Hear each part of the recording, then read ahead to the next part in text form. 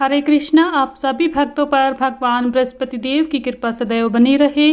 गुरुवार व्रत करने से बृहस्पति देवता प्रसन्न होते हैं। यह व्रत अत्यंत फलदायी होता है। अग्नि पुराण के अनुसार अनुराधा नक्षत्र युक्त गुरुवार से आरंभ करके 7 गुरुवार व्रत करने से बृहस्पति ग्रह की हर पीड़ा से मुक्ति मिलती है। इसलिए प्रत्येक बृहस्पतिवार अगर आप व्रत ना रख पाएँ तो केवल इस व्रत कथा का पाठ जरूर करें। इस व्रत कथा को सुनने मात्र से बृहस्पति देव की कृपा प्राप्त होगी। आज की वीडियो में आप सभी बृहस्पतिवार की व्रत कथा सुनेंगे। आप सभी श्रोतागण इस व्रत कथा को बड़े ही प्रेम पूर्वक और श्रद्धा भाव से सुने। आप सभी की मनोकामनाएं अवश्य ही बृहस्पति देव भगवान पूर्ण करेंगे। आइए सुनते हैं बृहस्पतिवार की यानी कि गुरुवार की व्रत कथा। तो प्रेम से बोलिए भगवान बृहस्पति देव की जय। प्राचीन समय की बात है। एक नगर में एक बड़ा व्यापारी रहता था। वह जहाज़ों में माल लदवाकर दूसरे देशों में भेजा करता था।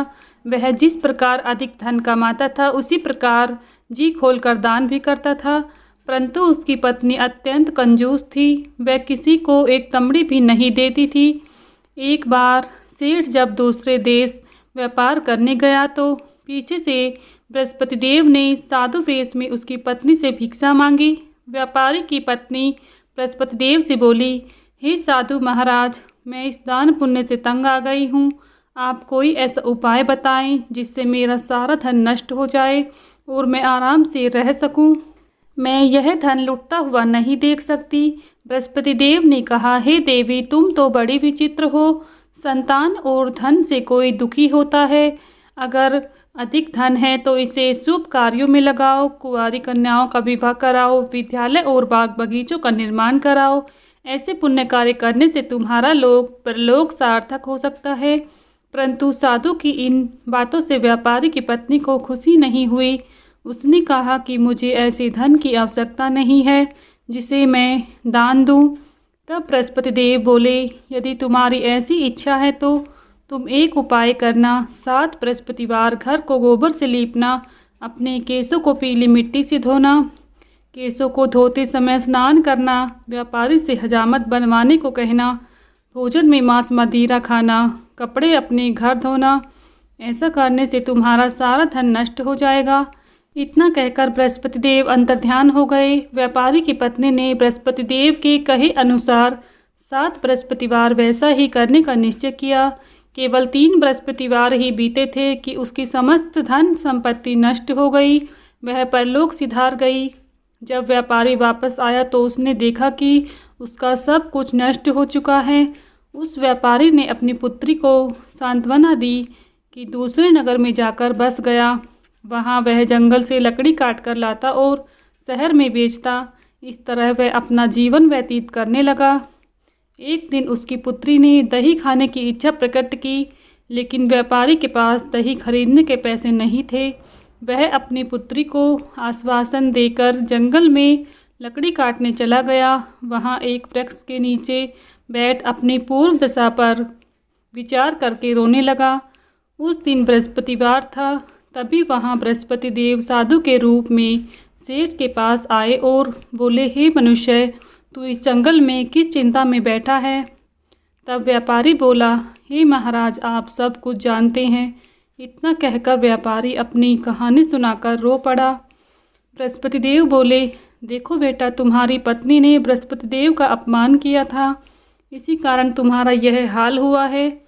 लेकिन तुम अब किसी प्रकार की चिंता मत करो। तुम गुरुवार के दिन बृहस्पति देव का पाठ करो। 2 पैसे के चने और गुड़ को लेकर जल के लोटे में शक्कर डालकर वह अमृत और प्रसाद अपने परिवार के सदस्यों और कथा को सुनने वालों में बांट दो। स्वयं भी प्रसाद और चरणामृत ग्रहण कर लो। भगवान तुम्हारा अवश्य ही कल्याण करेंगे। साधु की बात सुनकर व्यापारी बोला, महाराज, मुझे तो इतना भी नहीं बचता है कि मैं अपनी पुत्री को दही लाकर दे सकूं। इस पर साधु जी बोले, तुम लकड़ियाँ शहर में बेचने जाना। तुम्हारी लकड़ियों के दाम पहले से अधिक मिलेंगे, जिससे तुम्हारे सारे कार्य सिद्ध हो जाएंगे। उसने लकड़ियाँ काटी और शहर में बेचने के लिए चल पड़ा। उसकी लकड़ियाँ अच्छे दाम में बिक गई और जिससे उसने अपनी पुत्री के लिए दही लिया और गुरुवार की कथा हेतु चना गुड़ लेकर कथा की और प्रसाद बांटकर स्वयं भी खाया। उसी दिन से उसकी सभी कठिनाइयाँ दूर होने लगी। परंतु अगले बृहस्पतिवार को वह कथा करना भूल गया। अगले दिन वहाँ के राजा ने एक बड़े यज्ञ का आयोजन किया। पूरे नगर के लोगों के लिए भोज का आयोजन किया। राजा की आज्ञा अनुसार पूरा नगर राजा के महल में भोज करने गया, लेकिन व्यापारी उसकी पुत्री तनिक विलंब से पहुँचे। अतः उन दोनों को राजा ने महल में ले जाकर भोजन कराया। जब वे दोनों लौटकर आए तब रानी ने देखा कि उसकी खूंटी पर टंगा हार गायब हो गया है। रानी को व्यापारी और उसकी पुत्री पर संदेह हुआ कि उसका हार उन दोनों ने ही चुराया है। राजा की आज्ञा से उन दोनों को कारावास की कोठरी में कैद कर दिया गया। कैद में पड़कर दोनों अत्यंत दुखी हुए। वहाँ उन्होंने बृहस्पति देवता का स्मरण किया।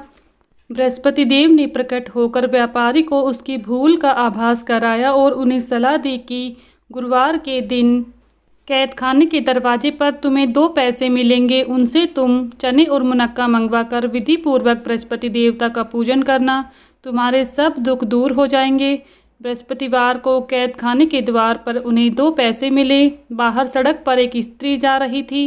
व्यापारी ने उसे बुलाकर गुड़ और चने लाने को कहा। इस पर वह स्त्री बोली, मैं अपनी बहू के लिए गहने लेने जा रही हूँ, मेरे पास समय नहीं है। इतना कहकर वह चली गई। थोड़ी देर बाद वहाँ से एक और स्त्री निकली। व्यापारी ने उसे बुलाकर कहा कि हे बहन, मुझे बृहस्पतिवार की कथा करनी है, तुम मुझे 2 पैसे का गुड़ चना ला दो। बृहस्पति देव का नाम सुनकर वह स्त्री बोली, भाई मैं तुम्हें अभी गुड़ चना लाकर देती हूँ। मेरा इकलौता पुत्र मर गया है, मैं उसके लिए कफन लेने जा रही थी, लेकिन मैं पहले तुम्हारा काम करूँगी, इसके बाद अपने पुत्र के लिए कफन लाऊंगी। वह स्त्री बाजार से व्यापारी के लिए गुड़ चना लेकर आई और स्वयं भी बृहस्पति देव की कथा सुनी। कथा के समाप्त होने पर वह स्त्री कफन लेकर अपने घर आई। घर पर लोग उसके पुत्र की लाश को राम नाम सत्य कहते हुए शमशान ले जाने की तैयारी कर रहे थे। स्त्री बोली, मुझे अपने लड़के का मुख देख लेने दो। अपने पुत्र का मुख देखकर उस स्त्री ने उसके मुंह में प्रसाद और चरणामृत डाला। प्रसाद और चरणामृत के प्रभाव से वह पुनः जीवित हो गया। पहले स्त्री जिसने बृहस्पतिवार का निरादर किया था, वह अपने पुत्र के विवाह हेतु पुत्र वधू के लिए गहने लेकर लौटी और जैसे ही उसका पुत्र घोड़ी पर बैठकर निकला, वैसे ही घोड़ी ने ऐसी उछाल मारी कि वह घोड़ी से गिरकर मर गया। यह देख स्त्री रो रो कर बृहस्पति देव से क्षमा याचना करने लगी। उसी स्त्री की याचना से बृहस्पति देव साधु के वेश में वहां पहुंचकर कहने लगे, देवी तुम्हें अधिक विलाप करने की आवश्यकता नहीं है, यह बृहस्पति देव का अनादर करने के कारण हुआ है। तुम वापस जाकर मेरे भक्त से क्षमा मांगकर कथा सुनो, तब ही तुम्हारी मनोकामना पूर्ण होगी। जेल में जाकर उस स्त्री ने व्यापारी से माफ़ी मांगी और कथा सुनी। कथा के उपरांत वह प्रसाद और चरणामृत लेकर अपने घर वापस आई। घर आकर उसने चरणामृत अपने मृतक पुत्र के मुख में डाला। चरणामृत के प्रभाव से उसका पुत्र भी पुनः जीवित हो उठा। उसी रात्रि बृहस्पति देव राजा के सौपन्न में आए और बोले, हे राजन, तुमने जिस व्यापारी और उसकी पुत्री को जेल में कैद रखा है वह बिल्कुल निर्दोष है। तुम्हारी रानी का हार उसी खूंटी पर टंगा है। दिन निकला तो राजा रानी से हार खूंटी पर लटका हुआ देखा।